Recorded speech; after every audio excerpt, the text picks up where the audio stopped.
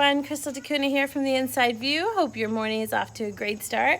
So I was challenged by a client of mine on, Crystal, you need to curate content before you consume content on social media. And I thought that was brilliant because it's so true. We need to be able to give value. You know, I post a lot of pictures, I post a lot of stuff about my life, but it's great to be able to kind of give some good value. So I try, but I like her whole idea of before you start to consume social on a daily basis, take a couple minutes to actually give some really great value. So here it is for you. So my value today is combining sales and customer experience is something that we need to really understand is how people are doing business in the 21st century. It's not just about the sale.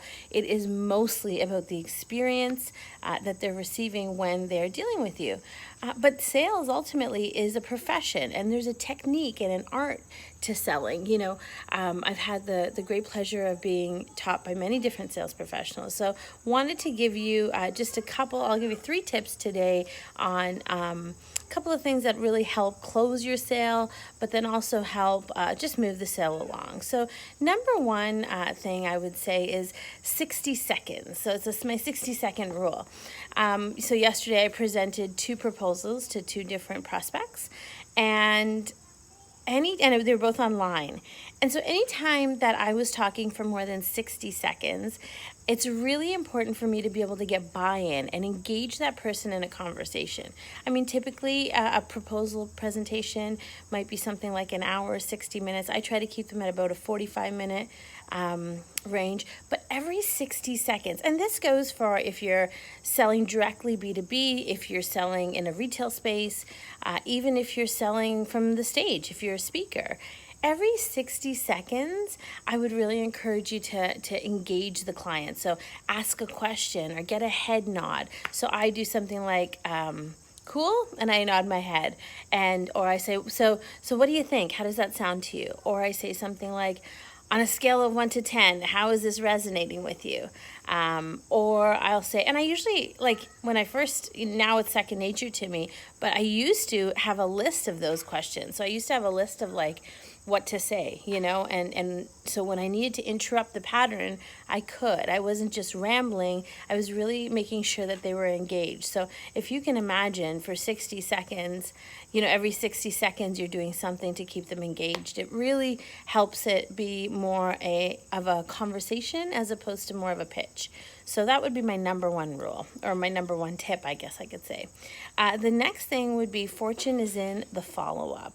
Listen, don't be afraid to follow up with your prospects. At the end of the day, they know why you're meeting. They know what the, you have something of value. If you've done it right, you've got something of value to them. So when I say fortune is in the follow-up, though, I want to back it up a little bit.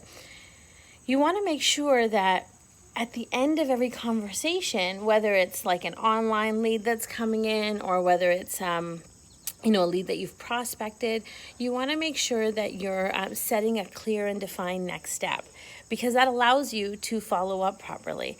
If you're just following up to follow up and you're that pesky follow-up person, you're not getting anywhere. So you want to make sure that you're setting a next step always. Even if your meeting is unsuccessful, try to set a next step. So that you're always, at least you have permission to continue to talk to that prospect. I hope that makes sense. Does that make sense? Let me give you an example. So for example, I had a meeting a few months ago actually that, it went good. The first meeting went fantastic.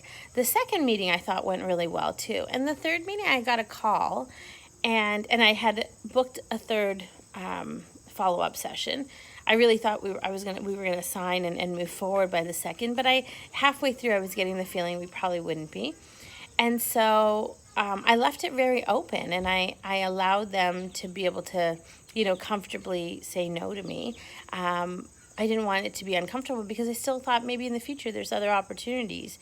And so I got a really lovely phone call from the CEO. And the phone call was it was just fantastic. It was about, keeping the relationship open, but about next steps is, hey, Crystal, if there's other opportunities or other things, right now my staff just isn't in the right place to be able to receive this.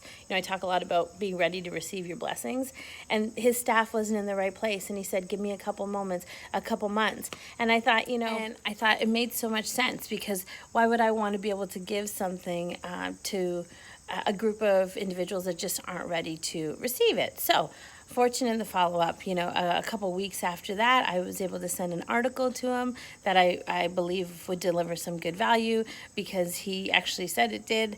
And then I introduced him to a podcast, and now just recently I invited him to this the Sales Mastery Bootcamp that we're having September 18th and 19th. And so there's been some great conversations around that. So my point is, though, fortune is in the follow-up. I believe that 100%. Listen, 82% of salespeople don't follow up after the second go, and I think it's something like 74% of salespeople don't follow up after the first pitch. So, like, fortune is in the follow up. You do all this work to develop a relationship and to make sure that you're giving, your authentic self to that client, and make sure that you're delivering really great value. That you got to make sure that you're following up. And, if you go back to some basic sales stats, typically takes 7 to 12 touch points before a client actually purchases from you. So, and those are still real stats. I mean, you can talk about the automation world. For sure, people are buying in a couple of clicks. But they may have seen you on Facebook, on Instagram, on different platforms prior to making that purchase. So those statistics are still true, 7 to 12 touch points. And most salespeople give up after the second one. 82% of salespeople do not do a second after a third follow-up. Yes, 82%.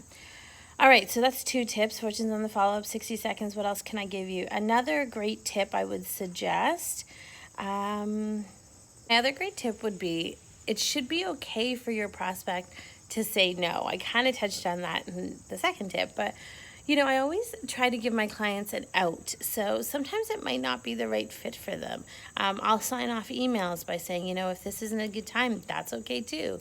Or I will end a conversation by saying, hey, listen, I want to make sure this is great for you. If this isn't a good time, that's okay too. You just want to be able to make sure that you're leaving. I hate high pressure sales. I grew up in an environment where we were, perceived as high pressure salespeople. We worked for a leather company, and so we were selling these luxurious leather jackets, and it was perceived that it was high pressure sales, but in the reality of it, it was not high pressure at all. It was about connecting with somebody on an emotional level, and so we were, creating an emotional experience. When you're putting a leather jacket on somebody, it's a tactile experience. Their senses are going. It smells good, and they feel good, and it was all about kind of connecting with them on an emotional level. But it was okay if they just wanted to come in and try a jacket. It was absolutely okay. And we said so. And so that was really important. I think that's what actually helped. I know actually that's what helped sales increase so much, because it was all about making sure that it was fine. If this wasn't the right time for them, hey, there will be a right time. And when there is a right time, you're going to come back to the person that's a trusted advisor, and that's somebody that you liked and that you enjoyed the experience with, not a pushy salesperson. Pushy sales tactics, hey guys, they've never worked, and they're not going to work now. So I hope those helped you. 3 tips for you. Go out there and make some great sales today. And for this tip and other tips, not a pushy sales tactic here, but I am hosting September 18th and 19th a Sales and Service Mastery Bootcamp. And this is about, at the end of the summer, it's really hard to get in touch with people. It's hard to be able to kind of get back in that mindset. And so this particular boot camp is all about getting clear on how to service your clients and how to sell to your clients the way that they want to be sold to. So it's got some really great tips and tricks, and it's a 2-day hardcore. You need to invest 2 days in your sales process. Hey, if you don't have a solid sales process, if you're just kind of flying by the seat of your pants, guys, get professional. This is time to get professional and get a sales process that works for you. So my particular process is actually not a process. So I give you insights, but then at the end of the 2 days, you really design your own process based on your product or service. So super excited about it. It's always a great time. Hope you can join us. And there's an early bird. I'll put all the links in here. There's an early bird promo as well. So hope to see you soon. Take care and happy selling.